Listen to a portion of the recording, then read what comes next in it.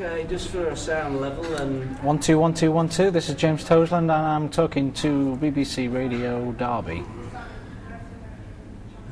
Yeah, that's great. Okay, James, we're familiar with you racing on two wheels, but maybe not playing in a band. How did that come about? A long time ago, back in 1998, 11 years ago now, I went down to Newquay on a caravan holiday in Hendra Caravan Park, and the guys that are in the band now were in a band back in those days called Shazoom, and they were doing the summer season down in Newquay. The lead singer's a bit of a motorcycle fan, so he recognised me at the bar. So we got chatting, and then I went to a couple of gigs that the guys were doing down there and made friends with the whole band. A couple of years after the keyboard player left to go and play in sunnier climates on his own, I think, and there was a slot to fill, so I fitted in about 7 years ago now, and yeah, it's been really good fun. We changed the band name from Shazoom to Crash. I thought it sounded a bit YMCA Shazoom, so we changed it to Crash. Obviously, we do a lot of motorcycle gigs, so we kind of changed the name to something about the motorcycling. Is it a good break from the stress of racing and the high pressure of that? Yeah, it is. I played the piano first. My gran played the piano, so she taught me when I was 6 or 7 years old. And then motorcycling came into my life when I was about 9 years old. So I was already playing quite well by the time I was introduced to motorcycles, and then just kept it up.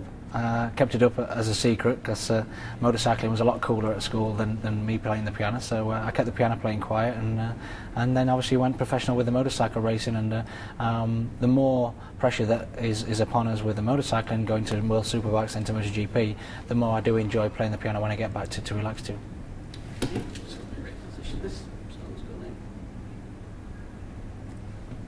Okay. Now your season so far this year, would you say it's been frustrating? Probably for people watching. Yeah, it's been a tough start, we're 3 rounds in now, or 4 rounds, and I've had, we started on the back foot. I had 2 massive crashes in the winter time. Didn't injure myself as far as break any bones, luckily, but I certainly was a bit beaten up, and yeah, it's been a tougher start, but the last race I finished 9th, got back in the top 10. I've had 2 top 10 finishes, but certainly not where we need to be. But things are progressing really quickly now. Confidence coming back, and the injuries have died down. The team's working well, so the next race is in Mugello in Italy next weekend, and really looking forward to that, because even the pace that we're doing is a pace around that top 6 area. So if we can qualify really well, that's the key, to qualify well and then get away with the leaders.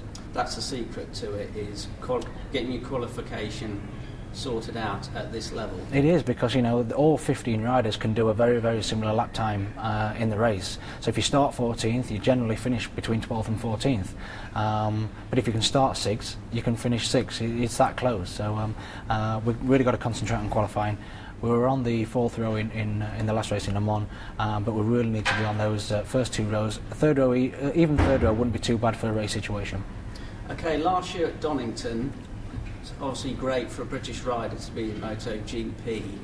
Didn't go incredibly well. I was there, came off on the first corner, saw you came round, leather's all dirty, bit deflated. What's your interpretation of the whole event? Was it a lot of pressure? Well, yeah, of course there's a lot of pressure, but I enjoyed it immensely.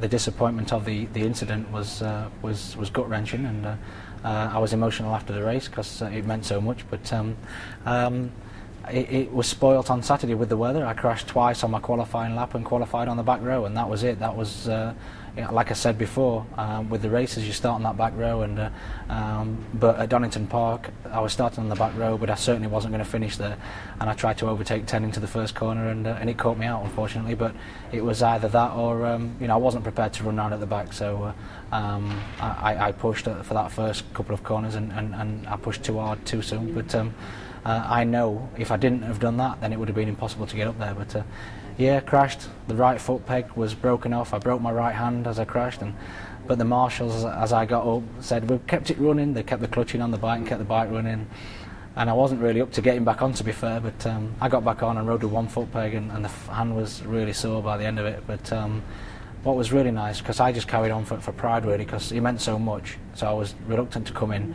and I finished the race, but I didn't realise at the time what it meant for the fans for me to actually just finish that race. Didn't matter where I finished, to finish under the circumstances, it meant a lot to them, so it was worth it.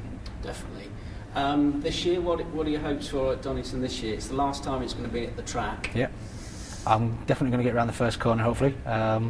And I'm really looking forward to it. They had a record crowd ever for a motorcycle race at Donington Park, over 90,000 people, and I can't wait to race in front of my home fans again. I've got such a good following and such a nice fan base. Even at tough times like this, they've been really patient with me, and they're keeping supporting, so you know, that really goes a long way, and I'll be trying to repay that at Donington. Now, getting on to the TT, Norton are coming back into racing. They're a local team to our area based at Donington. How important event is it to motorcycle fans and riders? I think you only have to look at the TV coverage that the TT gets. It's absolutely incredible, the terrestrial television that it does get. And I think that the extreme sports of today they have to go more and more and more and more extreme for it to be exciting to watch. Well, the TT has a natural excitement about it where it's death-defying, you know, and there isn't an extreme sport out there that matches the TT on that level, and I think that's why it's so popular. People just can't believe that you average 130 miles an hour around a road course that's 37.25 miles long, and that alone, the interest is I mean, I know the riders, John McGuinness, who is the lap record holder. It's just crazy and madness, but it's such a good show, and I've got a lot of respect for the riders that do it. What does it take from a rider to be able to ride that course that quick? Experience, and as you can imagine, it's 37.25 mile long, so it must take many, many years to know every single bump and every single apex of each corner around a track that long. I mean, you know, it takes me 2 years really to realise that on a short circuit like Donington.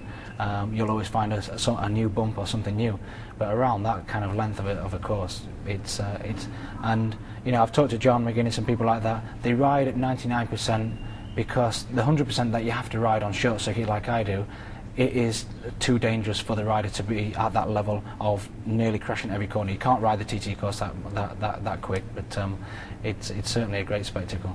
Have you been tempted? Not to do the race. I've been around because I live there. You know, I've lived there for 4 years, and I love the Isle of Man TT. The band comes over and we play to the fans, and I love the festival of it.